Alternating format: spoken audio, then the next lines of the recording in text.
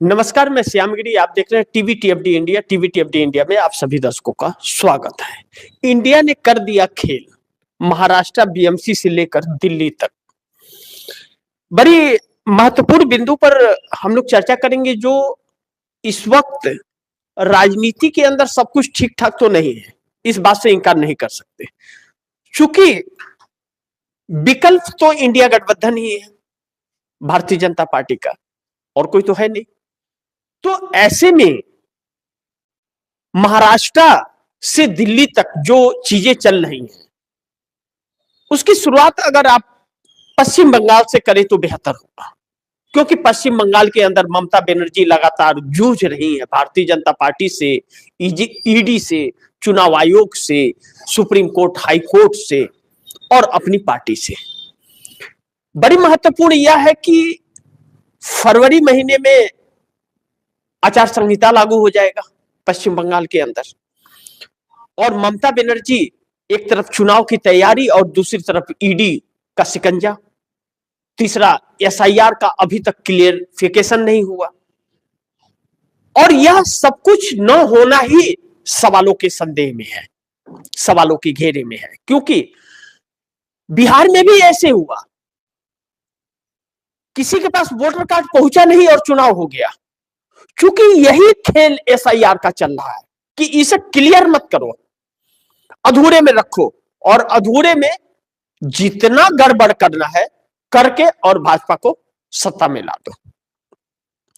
अब यही फार्मूला पश्चिम बंगाल में भी चल रहा है। ममता बनर्जी धरना प्रदर्शन कर रही है, सड़क पर उतर रही है, ईडी से लड़ रही है, कभी सुप्रीम कोर्ट पहुंच रही है, तो कभी हाई कोर्ट पहुंच रही है, कभी भाजपा पर आक्रामक हो रही है। लेकिन कहीं इन सभी चीजों में उलझ करके ममता बनर्जी मुख्य मुद्दे से भटक तो नहीं रही है, क्योंकि भाजपा का फार्मूला उलझाने का ही है, और उसी के लिए चुनाव आयोग काम कर रहा है, उसी के लिए ईडी काम कर रही है, उसी के लिए न्यायपालिका काम कर रही है। अब अमूमन चुनाव के वक्त ईडी कहीं सक्रिय नहीं होती है किसी भी स्टेट में, लेकिन 14 के बाद यह सब कुछ चालू है। चुनाव आयोग के ऊपर हजारों सवाल उत्पन्न होते जा रहे हैं। अब तो धरना प्रदर्शन चालू हो गए, सवाल खड़े हो गए। 1 लाख चुनाव आयोग के खिलाफ सबूत है, लेकिन सुप्रीम कोर्ट टिप्पणियां बहुत करता है सुनवाई के दौरान, लेकिन उस पर अमल नहीं करता, भूल जाता है कि उसने क्या टिप्पणी की थी।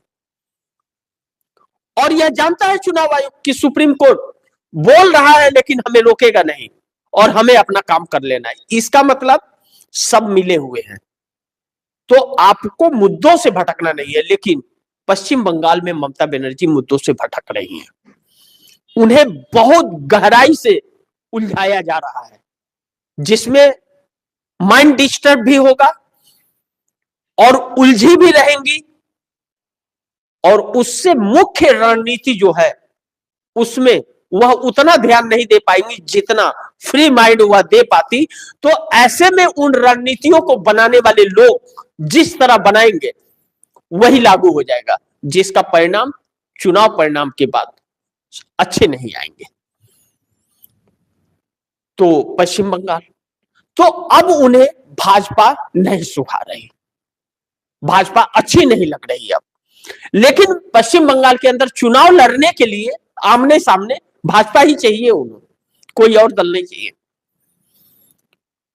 और दूसरी चीज, ममता बनर्जी के साथ दगाबाजी भाजपा का। जो ममता बनर्जी पर्दे के पीछे से मोदी सरकार को सपोर्ट करती रही, जिसकी वजह से सत्ता परिवर्तन नहीं हुआ, वही भाजपा आज उनको सत्ता से हटाने के लिए हर साम दंड भेदभाव सब कुछ कर रही है। अब आ जाते हैं बिहार। तेजस्वी यादव भी भाजपा के रणनीतियों के शिकार हुए लैंड फॉर जॉब मामले में। लेकिन अब भारतीय जनता पार्टी का उद्देश्य है, चुनाव तो हो गया, सरकार बन गई, लेकिन उद्देश्य है कि आरजेडी को पूरी तरह से खत्म कर दिया जाए। 25 विधायक है, पूरी तरह से इन्हें खत्म कर दिया जाए कि नीतीश के बाद कोई भाजपा को टक्कर देने वाला न रहे बिहार के अंदर। इसलिए आरजेडी का खत्म होना जरूरी है। लेकिन नीतीश कहीं ना कहीं मानते हैं कि आरजेडी का होना बहुत जरूरी है। तो भारतीय जनता पार्टी ने शिकंजा कसना शुरू कर दिया है। चूंकि बिहार के अंदर गृह मंत्रालय जो है वह भारतीय जनता पार्टी के पास है, सम्राट चौधरी गृह मंत्री है और डिप्टी सीएम भी है, और सुरक्षा जिम्मेदारी सम्राट चौधरी की है, तो उन्होंने सुरक्षा हटा ली। नीतीश कुमार ने चिंता जताई अपनी यात्रा के दौरान, और अब उस पर नीतीश कुमार क्या उनकी सुरक्षा वापस करवाएंगे नहीं करवाएंगे यह वक्त बताएगा, लेकिन सुरक्षा हटा दी गई। अब ऐसे में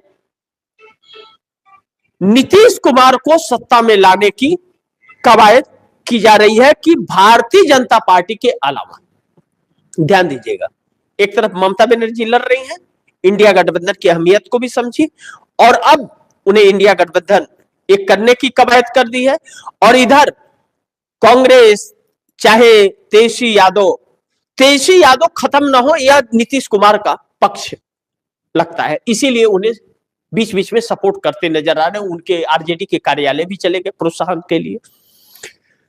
अब नीतीश कुमार का मिशन 122 विधायकों का कंप्लीट हो चुका है, आरसीपी सिंह की घर वापसी की तैयारी है और ललन सिंह और संजय झा को दूर करने की कवायद चल रही है। ऐसे में नीतीश कुमार सत्ता परिवर्तन की तरफ अग्रसित हो रहे हैं बिहार के अंदर। अब ऐसे में हो रहे हैं तो ममता बनर्जी से अच्छे संपर्क थे, लेकिन ममता बनर्जी की वजह से ही नीतीश कुमार अलग नहीं हुए थे। तो पश्चिम बंगाल चुनाव के पहले बहुत कुछ संकेत मिल रहे हैं जिस तरह से बिहार में चल रहा है, लेकिन दूसरी तरफ महाराष्ट्र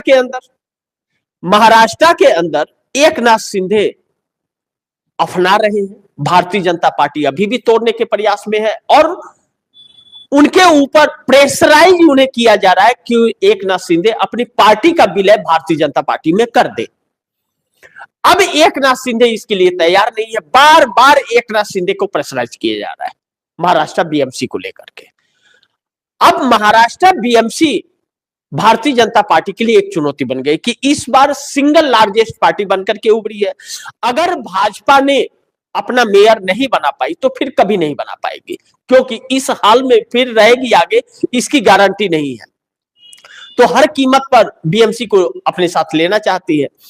ऐसे में Uddhav Thackeray second largest party, अब दोनों शिवसैनिक, एक भाजपा के साथ और एक इंडिया गठबंधन के साथ, दोनों कह रहे हैं कि शिवसेना का बनेगा।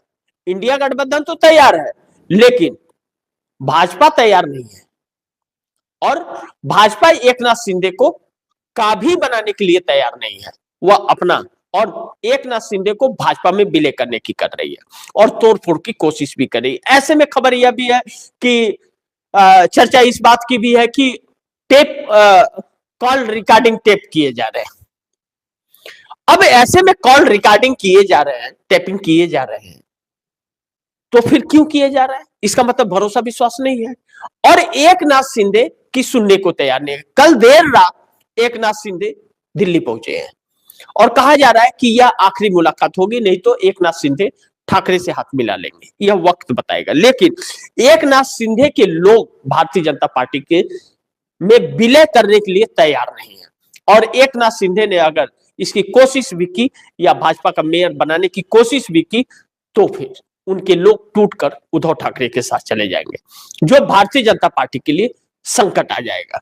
अब इन सभी परिस्थितियों के बीच दिल्ली के अंदर हरकंप सा बचा हुआ है। क्यों? क्योंकि उत्तर प्रदेश में सब कुछ ठीक ठाक नहीं चल रहा है। शंकराचार्य को अपमानित करने के बाद भारतीय जनता पार्टी के खिलाफ माहौल हो गया और भारतीय जनता पार्टी के लोग ही भारतीय जनता पार्टी के खिलाफ हो गए हैं। ऐसे में शंकराचार्य की तबीयत खराब हो रही है और तबीयत खराब हो रही है तो देश के अलग अलग हिस्सों से लोग शंकराचार्य के पास पहुंच रहे हैं। अब भारतीय जनता पार्टी और आरएसएस का जो एजेंडा हिंदुत्व का है वह पाखंड खुल करके देश के सामने आ गया कि यह लोग पाखंड करते हैं, शंकराचार्य का अपमान और खुद हिंदुत्व का पाखंड कर रहे हैं। ऐसे में उत्तर प्रदेश से केशव प्रसाद मौर्य जो डिप्टी सीएम, उनका बयान कि हम माफी चाहते हैं और हम भगवान समझते हैं उन्हें, लेकिन कार्रवाई होगी जांच होगी, लेकिन कौन करेगा? सीएम तो उन्हें दूसरा नोटिस दे दिया, उन्हें शंकराचार्य होने का सर्टिफिकेट मांग रहा है।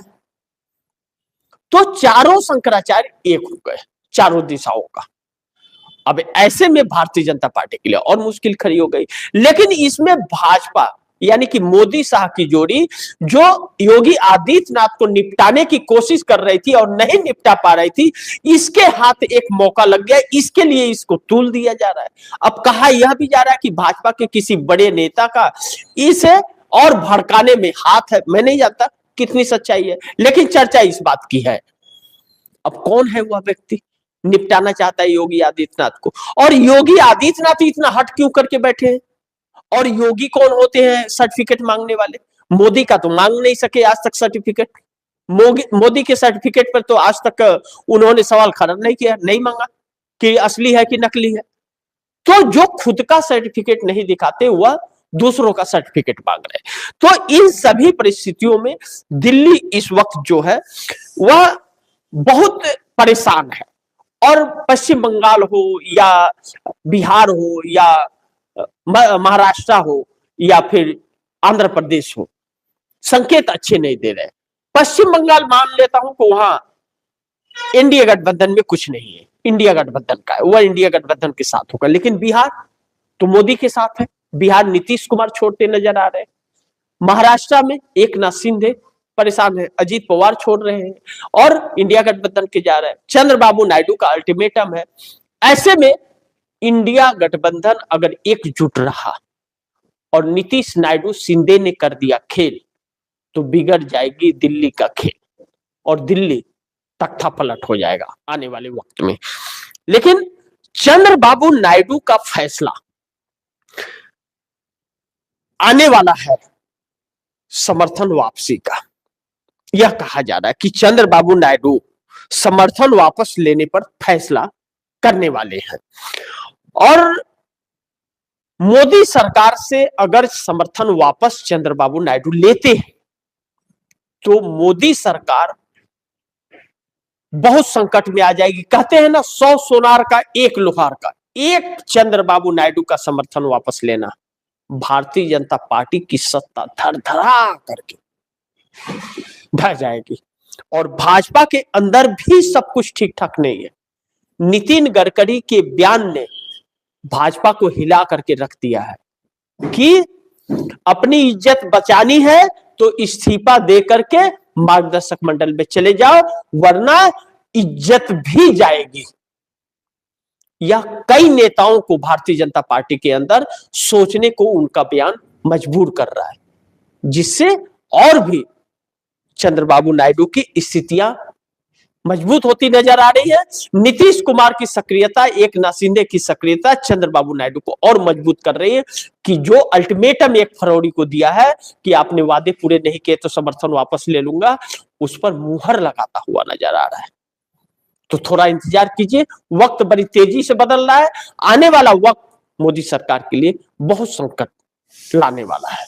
तो देखते हैं कि आगे क्या होता है। जो भी होगा खबरें आप दर्शकों तक लाते रहूंगा और आप दर्शकों की क्या राय है, क्या सुझाव है, कमेंट बॉक्स में जरूर दीजिएगा। इस खबर को ज्यादा से ज्यादा शेयर कीजिएगा, अपने दोस्तों को भी कहिएगा आगे शेयर करें।